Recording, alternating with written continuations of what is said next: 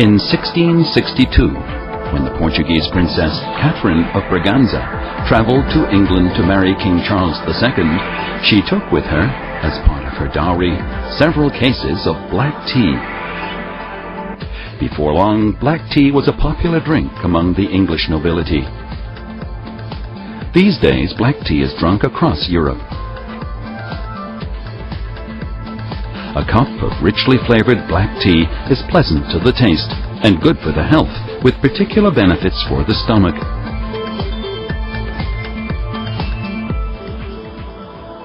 There are numerous varieties of tea, black, scented, and green, to name just a few. They vary in their flavor and produce different effects on the human body. The mountainous regions of Yunnan province produce a special kind of tea, puer. It has given rise to a local custom still prevalent today of picking new tea, drinking old tea.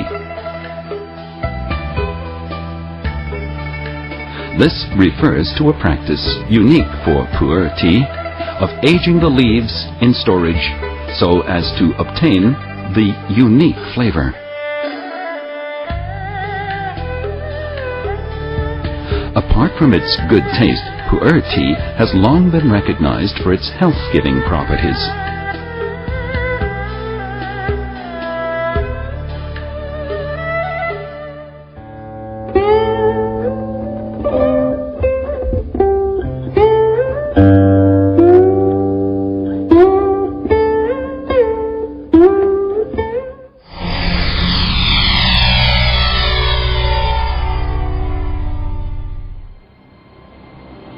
In 225 AD, when China was divided into three kingdoms, Wei, Shu, and Wu, Prime Minister of Shu, Zhuge Liang, led a southern campaign to Yunnan.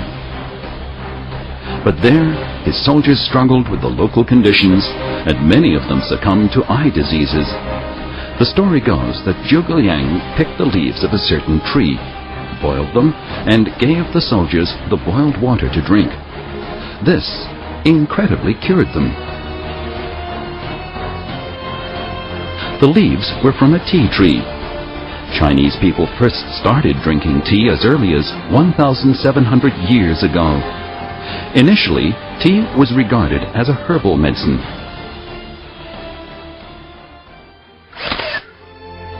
Yunnan is considered the home of the tea tree.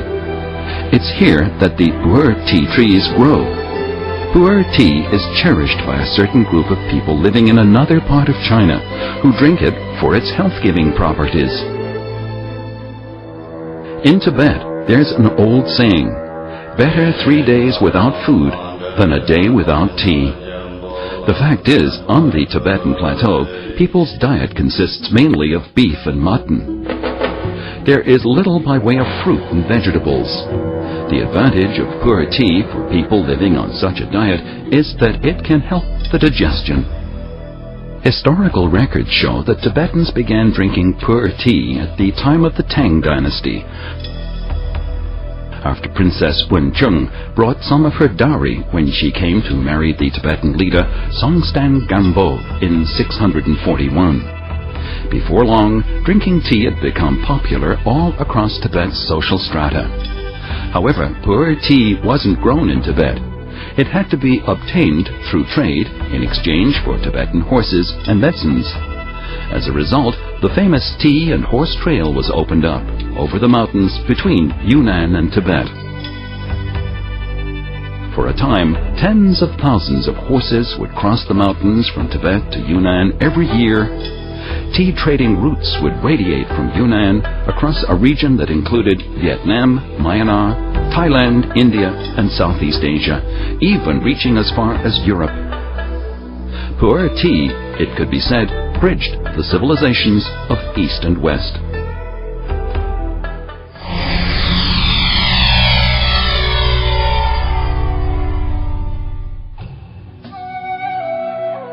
In the early 19th century, Qing Emperor Daoguang was a tea aficionado and expert. As a way of encouraging tea growing, he ordered that a nationwide tea contest be held. Many kinds of tea were entered into the contest. Several were famous and had been drunk by previous emperors. As for the black tea brought by a young man named Chu Xinbai, a tea trader from the town of Yiwu in Yunnan province, it attracted little attention to begin with. However, Emperor Daoguang tasted the Puer tea and liked it so much that he chose it there and then to be a tribute tea. He even wrote 4 characters, meaning divine tribute to the kingdom of heaven. He ordered officials of his household to have the characters inscribed on a plaque, which they would take to Yunnan to present to the Chu family. Thus, Puer tea was granted the highest possible imperial recognition. 当时呢，道光皇帝品了车顿号的茶品以后，就龙颜大悦嘛，就汤清醇，味厚咽，沁心脾，回甘酒，乃民中之最品也。然后呢，就亲书呈匾，瑞贡天草。Before long, drinking Puer tea was fashionable at the Qing imperial court and among the nobility. The emperor also gave the tea as a gift to visiting overseas envoys. The fashion of drinking Puer tea among the elite was soon being copied by the common people. The Qing dynasty writer Wu Daoshun in Travels in South Yunnan indicates that the health benefits of Puer tea were widely recognized. He wrote, "A cake of Puer tea can help the digestion and keep out the cold." A recipe book states that Puer tea can improve the eyesight, ease thirst, and raise the spirits.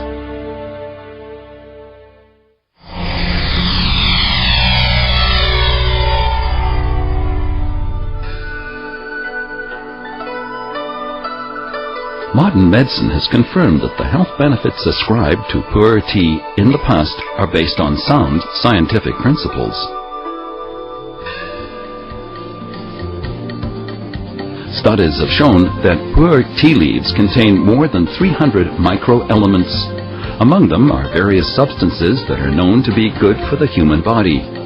They include polyphenols, catechins, protein, and amino acids. Puer tea has a slightly bitter taste due to the caffeine it contains. The caffeine is the same as that in coffee, and as such it is both a stimulant and an aid to the digestion.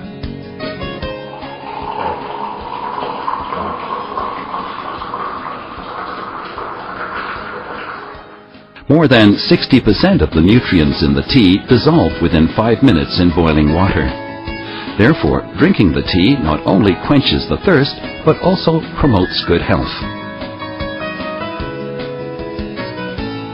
Medical effects and unique tastes of Puer tea come from the aging process. Among the hundreds of different tea varieties in China, only Puer tea is mellowed by aging. Its quality is improved by the long period during which it is transported and stored.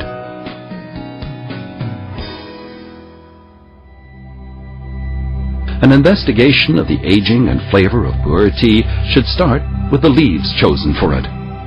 Although the leaves are hardly remarkable to look at, they hide many secrets.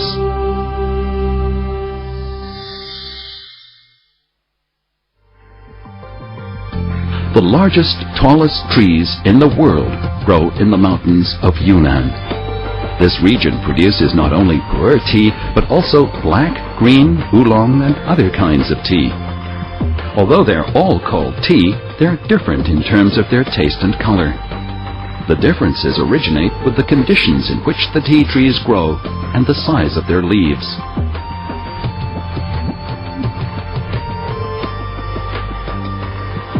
The tea-producing regions of China are mainly situated south of latitude 33 degrees north and east of longitude 98 degrees east. Moving northeast, the height of the tea trees diminishes and the leaves become smaller and thicker.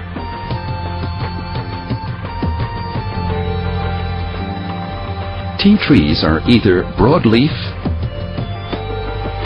medium leaf,